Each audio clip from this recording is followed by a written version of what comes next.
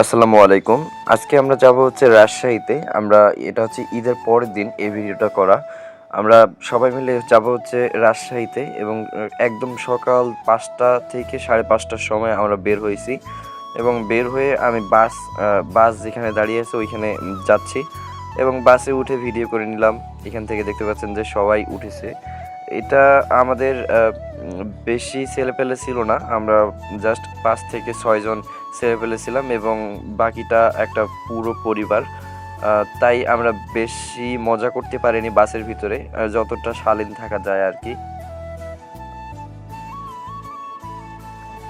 তো যেতে যেতে রাস্তার ভিডিও করেছি।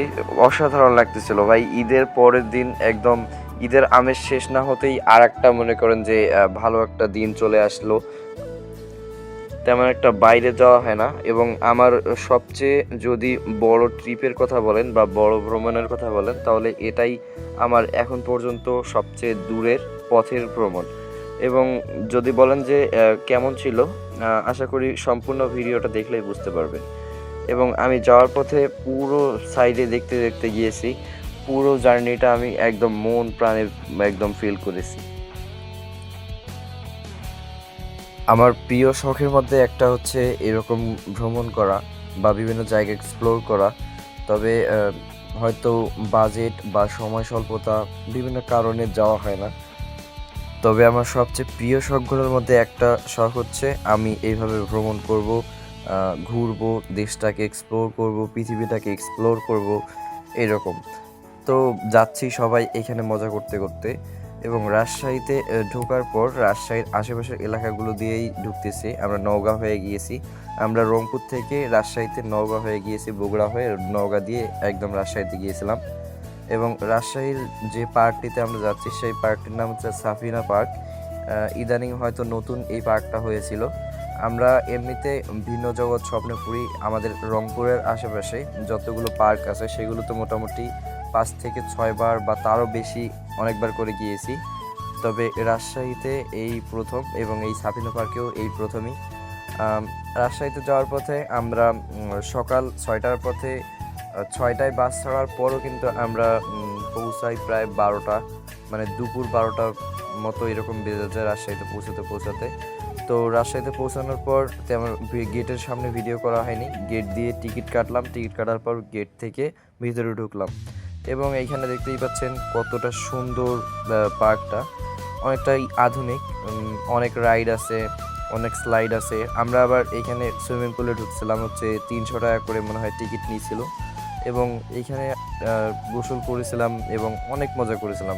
এখানে আবার যে ওয়াটার পার্ক আছে, ওয়াটার পার্কের মধ্যে আবার ডিজে, তারপর হচ্ছে পানির ঢেউ ইত্যাদি ইত্যাদি বিষয় আছে। এগুলো ভালো লাগার মতোই।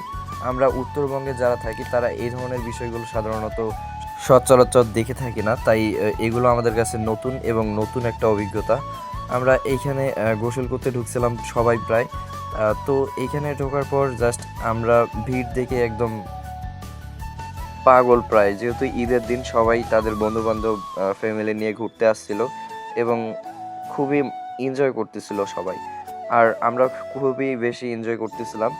এবং এইখানে গোসল করার টাইমে যেটা হয়, এখানে যখন গোসল করি তখন ওই যে ভিতরে ঢোকার পর ওইখানে লকার নিতে হয়, মোবাইল তারপর বিভিন্ন জিনিস রাখার জন্য লকার নিতে হয়। তো লকার আমরা নিয়েছিলাম। তো লকার নেওয়ার পর যেটা হয়, আমাদের যে জুতোগুলো ছিল বা সবার যে জুতোগুলো ছিল সেগুলো আমরা লকারের নিচেই রাখছিলাম।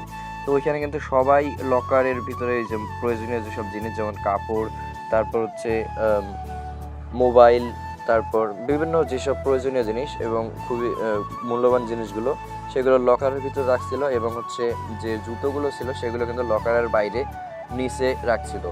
তো যেটা হয়, আমরা যখন গোসল করি তখন হচ্ছে আমাদের সবার জুতোই কিন্তু ওই লকারের নিচেই ছিল এবং আমরা যখন গোসল করে আসি এবং লকারটা খুলি এবং আমরা সবাই আমাদের জুতোগুলো পাই, কিন্তু আমাদের একটা ফ্রেন্ড ও কিন্তু জুতোগুলো পায় না।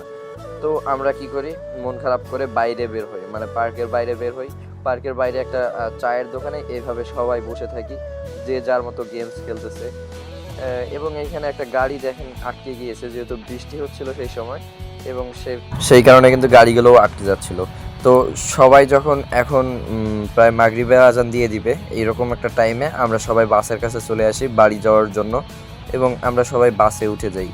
এবং যেটা হয় সমস্যা হচ্ছে, আমি রাজশাহীতে গিয়ে কোনো কিছু দেখে মুগ্ধ হই বা না হই, রাজশাহীর একটা জিনিস আমাকে অবশ্যই খুবই মুগ্ধ করেছে, যেটা হচ্ছে রাজশাহীর আম।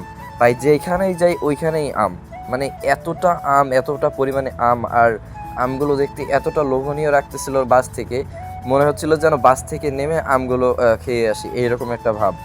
এবং আমাদের রংপুরেও কিন্তু অনেক বেশি আম হয়, তবে রাজশাহীতে যে পরিমাণ আমের গাছ আর হচ্ছে আম, তা আমার পক্ষে সব কিছুই নতুন, এবং আমি দেখে অনেক বেশি অবাক হয়ে গিয়েছিলাম।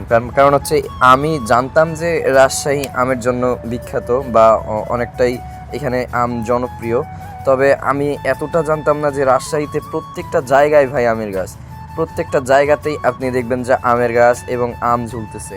আমাদের রংপুর অঞ্চলে যদি এইরকম আমের গাছ থাকতো, মানে হচ্ছে আমের গাছ আছে, নাই বললে নাই এমন না, আমের গাছ আছে ঠিক আছে, কিন্তু হচ্ছে এতটা বেশি নাই। আর হচ্ছে এইখানে প্রত্যেকটা বাড়ির পাশেই প্রায় আমের বাগান এবং আমের গাছ দিয়ে ভরপুর। তো যাই হোক, আমি রাজশাহী থেকে এখন ব্যাক করতেছি, এবং আমরা সবাই ব্যাক করতেছি। একটু পরেই হয়তো বা মাগরিবের আজান দিয়ে দিবে। আমরা রাজশাহীতে যাওয়ার পর, পুরো জার্নিটা করার পর আমার স্যাটিসফ্যাকশন লেভেল পুরো 100, কারণ আমি এই ট্যুরটা করেছিলাম অনেক কষ্টের টাকায়, এবং কষ্ট করে টাকা ম্যানেজ করার পর এই ট্যুরটা করার পর আমার এমনটা মনে হয়নি যে এই ট্যুরের টাকাটা সম্পূর্ণ বিফলে।